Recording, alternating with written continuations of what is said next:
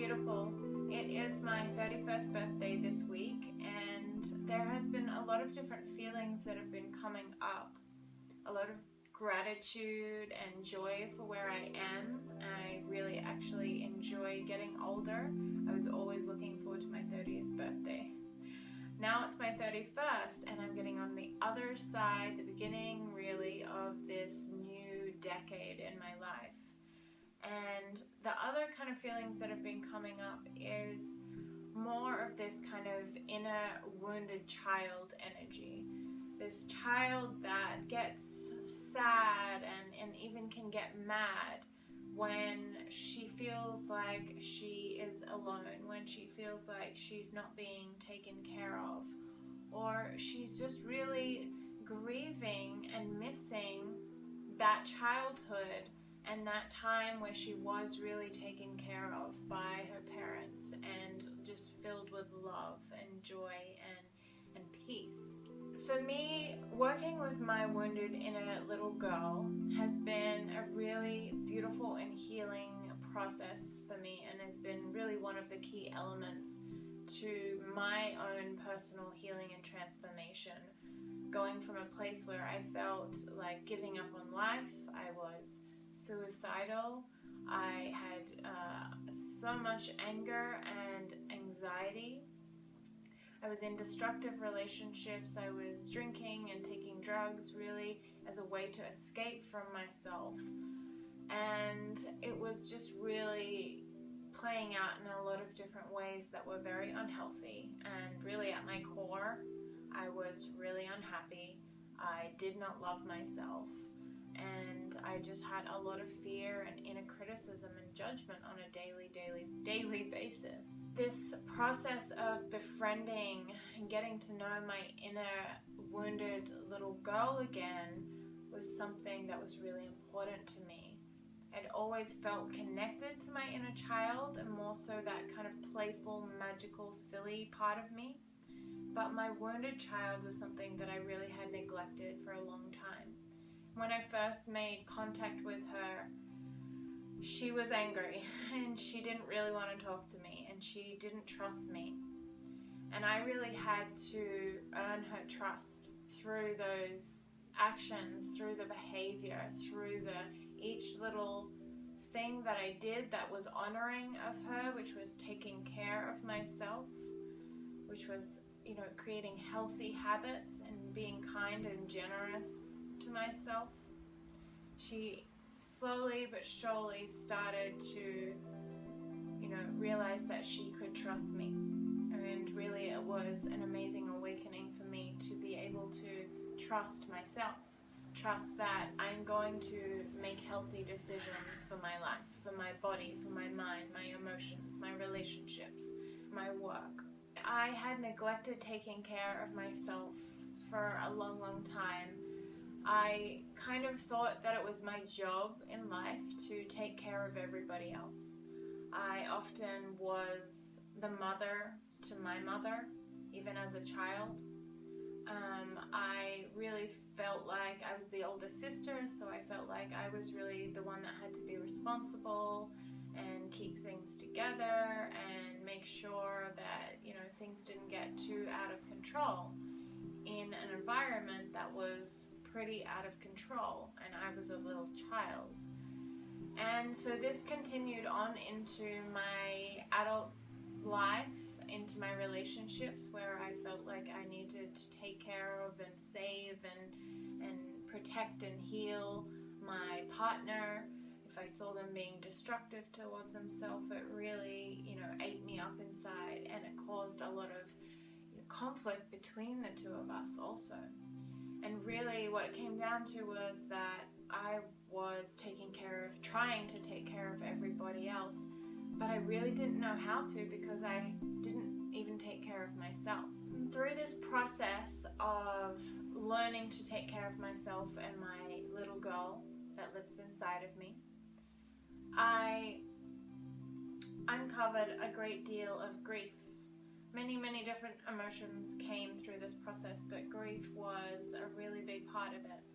And 4.5 years ago now, I lost my mother. She passed away from a chronic illness. When she died, I had really given up on life. I didn't see how I was supposed to have a purpose without her, because I really had made it my job to take care of her. And so as I started to take care of myself, this grief really unleashed and started to move. Before that, the emotions were quite stuck in me. I felt depressed and I wouldn't get out of bed, and I couldn't connect with other people, and I was anxious and insecure and all of these different things.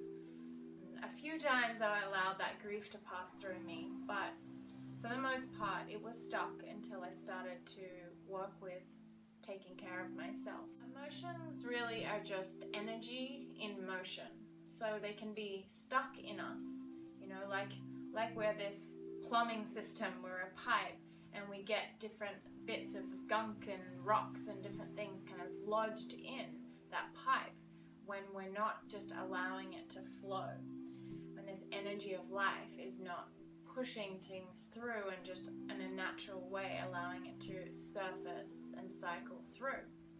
And so once I started to do that, this avalanche, this build-up that was in the plumbing system just erupted. And through the years of working with my grief, I have acceptance for my grief, and when it comes, I don't really even, question what it is. I don't need to, what's happening, why am I sad, why have I got an emotion? I just notice it and say, oh, I guess something needs to move, and I allow that and breathe into it rather than moving away from it. We've been taught in society really to bottle up our emotions, to suppress them, to hide them somewhere, really just not to have them and not to allow them, and that creates a lot of shame. It's so important that we don't shame the inner wounded child for having an emotion and wanting to express it. And the best thing that we can do for ourselves is to take care of ourselves, whether we're in a relationship, whether we're a mother or a father, a sister or a brother or a friend. Of course, taking care of others is important, and we can do that so much better when we also take care of ourselves and we take care of that inner child that longs to be taken care of. Grief is not something that happens just when somebody has died. Grief is a natural process that we go through in letting go of something and reaching for or welcoming something new. It's really a grieving about change. It's a processing of change. It could be a relationship that we're letting go of. It could be a career change. It could be a part of our self, a personality trait, or something that we felt was our identity, as in, being the caretaker of others, that we're letting go of.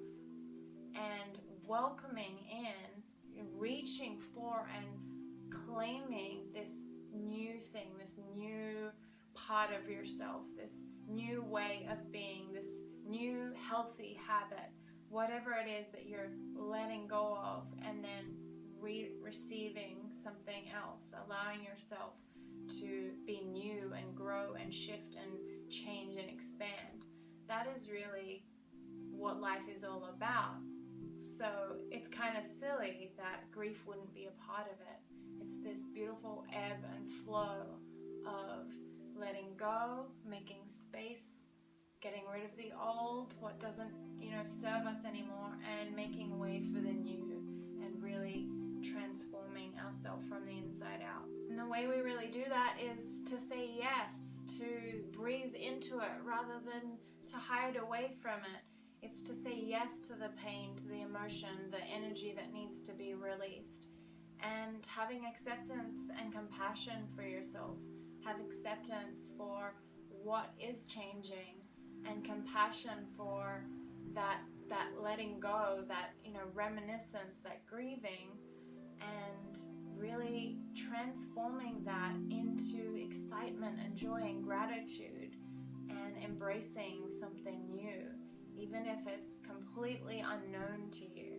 You know, I had all these kind of triggers come up this week where I was like, oh, I have to plan my own birthday party, and I haven't put on a birthday party for myself in 10 years. And, you know, it was this inner child that was yearning to just be a kid again, yearning to be taken care of and told that she's worth it, that she matters, to have somebody else take the load, to have somebody else, you know, do something and cherish her. But you know what? It is my privilege and my honor to do that for her and to do that for myself. So I'm going to get to my birthday planning now. And I'm sending you so much love wherever you're at. I'm available to work with you one-on-one over Skype, over FaceTime, you know, even back and forth through emails. I can send you different exercises to do wherever you're at in the world, or face-to-face if you're in Los Angeles. And I would love to support you through the process of befriending and loving and being there for your wounded inner child who is so special and so worth it. Keep looking through the lens of love at yourself, at others, and I will see you on the other side when I'm 31.